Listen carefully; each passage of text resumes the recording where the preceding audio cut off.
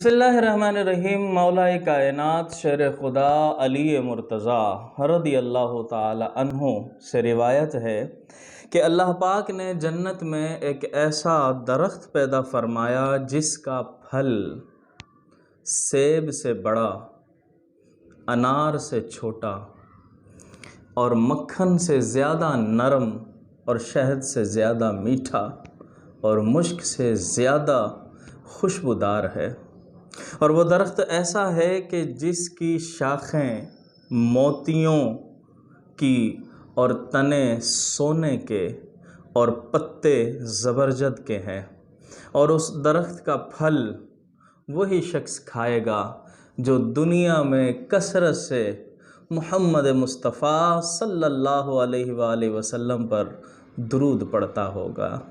ناظرین کرام، یہ درخت اور اس کا پھل اس کے لیے ہے جو حضور پر کثرت سے درود پڑھے گا۔ درود پڑھیے اور اس درخت کے پھل کا مستحق بن جائیے۔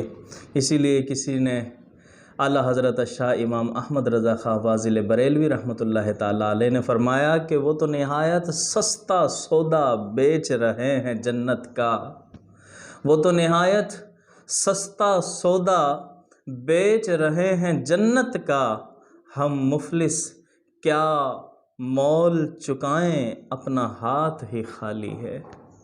کہ جنت میں جانے کا اور وہاں سے پھل کھانے کا بہت سستا سودا ہے یہ، کہ دنیا میں آ گئے اور آ کر دنیا کے اندر محمد مصطفیٰ پر کثرت سے درود پڑھ لیجئے، کثرت سے درود کو اپنی زندگی میں شامل کر لیجئے۔ بس جس نے کثرت سے درود کو شامل کر لیا وہ جنت میں اس پھل کا مستحق بن جائے گا، اس درخت سے پھل کھانے والا بن جائے گا۔